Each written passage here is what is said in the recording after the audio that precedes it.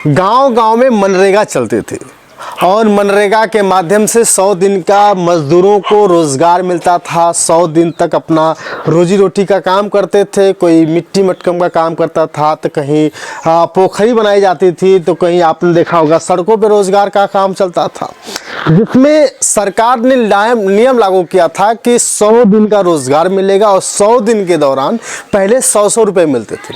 अब धीरे धीरे 200 हुए, 250 हो गए और आए दिन हर साल में 100 दिन तक काम मिलता जाता था। बहुत सारे लोगों को लगता था कि हम काम करेंगे तब जा कर के फ़ायदा होगा। कोई कहता था यार नहीं भी करेंगे तभी मिल जाता था। लेकिन मनरेगा के दौरान आप लोगों ने देखा होगा सबसे ज़्यादा घपलाबाजी अगर कोई काम करता था तो प्रधान करता था। बहुत सारे लोग मनरेगा का ठेकेदारी ले लेते थे और कहते थे कि भैया आप काम करें या न काम करें, लेकिन बस आप एक बार अंगूठा लगा देंगे तो पैसा मिल जाएगा। तो आपने देखा होगा जहां 100 दिन का कोई काम करे या ना करे मैटर नहीं करता था। मैटर ये करता था कि भैया आज ठेकेदार साहब आएंगे, आज प्रधान जी आएंगे, आज बैंक वाला आएगा, अंगूठा लगाएगा, 5,000 रुपये का 500 रुपया देगा और लेकर चला जाएगा। अक्सर ये गांव-गांव में होने लगा। लेकिन किसी को ये तक नहीं पता था कि आखिर मनरेगा के दौरान 100 दिन तक काम सरकार क्यों दे रही है।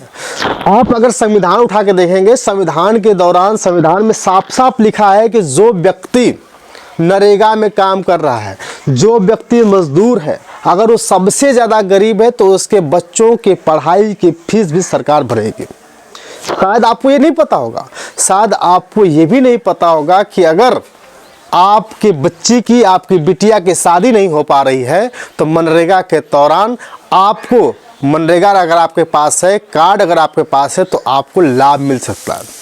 आपकी बेटी की शादी के लिए सरकार पैसे भी दे सकती है।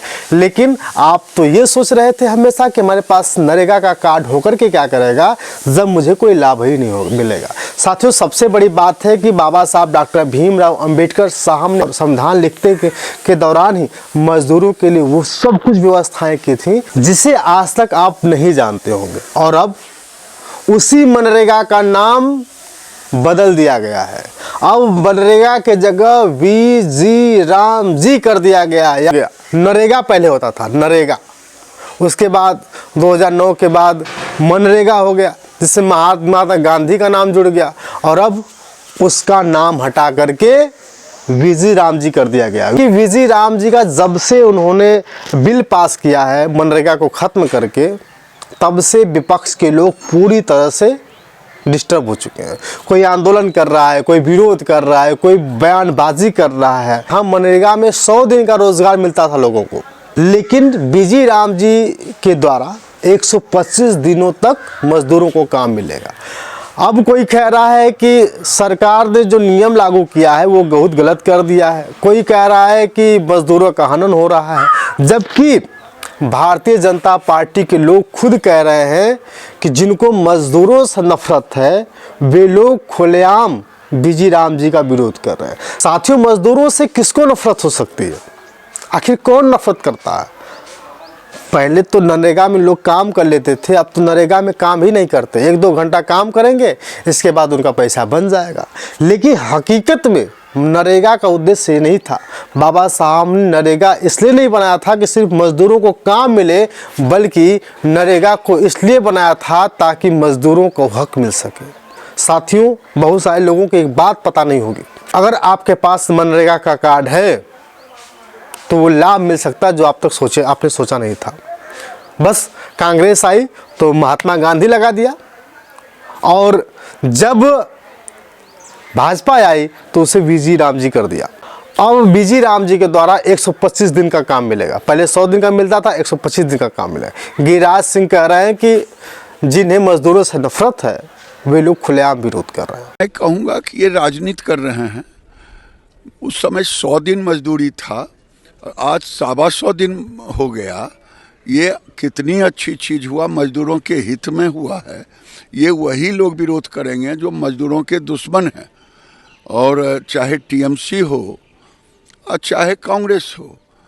ये जी राम जी बिल मजदूरों के हित में है, 100 दिन के बदले 125 दिन। कुछ लोग यह कह करके विरोध कर रहे हैं कि महात्मा गांधी का नाम रहने दिए होते, आपको महात्मा गांधी से क्यों नफरत है?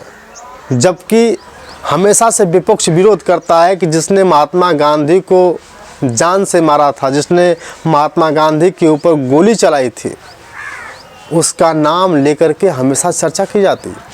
गोडसे ने महात्मा गांधी को जान से मारा था, लेकिन बीजेपी को विपक्ष वाले हमेशा गोडसे के पुजारी कहते। लेकिन वहीं भीम आर्मी चीफ, नगीना के सांसद, आज़ाद समाज पार्टी के राष्ट्रीय अध्यक्ष चंद्रशेखर आज़ाद कहते हैं कि महोदय, जहां वीजी राम जी किया गया है उसकी जगह जय भीम कर दीजिए, क्योंकि सबका हक, सबका मान सम्मान भी रह जाएगा। सभापति जी, माननीय मंत्री जी को मैं कहना चाहता हूं, आप इसका नाम बदल रहे हैं, बहुत सोच समझ के आप कर रहे होंगे, तो मेरी आपसे आग्रह, आप इसका नाम बाबा साहब अम्बेडकर के नाम पे क्यों नहीं कर देते, जिन्होंने संविधान निर्माता है जो, और आपने इसमें जी राम जी जोड़ा है।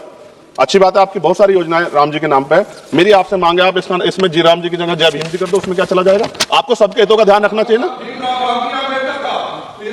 मैं तो आपसे जानता हूं कि क्या था, मगर आपने उनके संविधान के साथ किस तरह का हाल करता है, तो हम लोग। अब सोच लीजिए, कोई बीजी राम जी कर दे, चंद्रशेखर आज़ाद जी कहे जय भीम जी कर दे, लेकिन सवाल ये नहीं बनता। सवाल ये बनता कि क्या सच में लोगों को लाभ मिल पाएगा या नहीं मिल पाएगा। लेकिन विरोध क्यों हो रहा है, इसको भी समझना जरूरी है। महात्मा गांधी के नाम तो बात अलग है कि महात्मा गांधी का नाम हटा दिया गया, लेकिन दूसरी तरफ विरोध इसलिए हो रहा है कि पहले राज्य सरकार मात्र 10% देती थी और केंद्र सरकार 90%, लेकिन अब 60 और 40 का परसेंटेज हो गया कि 60% केंद्र सरकार देगी और 40% राज्य सरकार देगी। अब राज्य सरकार 40% तो दे नहीं पाएगी। किसी ने कहा कि जहाँ जहाँ राज्य सरकार 40% देने का वादा की, वहाँ सारे जो नियम थे, सारी जो योजनाएं थी वो बंद हो गई, क्योंकि राज्य सरकार के पास उतने पैसे नहीं हो पाते थे कि वो रोजगार दे। साथियों, खैर पैसे देने या लेने देने की बात नहीं है, बस ये जानना ज़रूरी है कि आज ही से सभी मज़दूरों से हम निवेदन करते हैं कि नरेगा के बारे में जानिए, संविधान उठाइए और संविधान में नरेगा के ऊपर क्या क्या योजनाएं आती हैं उसको भी पढ़ने और जानने की कोशिश कीजिए, क्योंकि आज वीजी राम जी भले ही बन गया हो सकता है कुछ चीज़ें वहाँ से ख़त्म कर दी गई हों। बाकी आपकी राय कमेंट करके बताइएगा। बहुत बहुत धन्यवाद।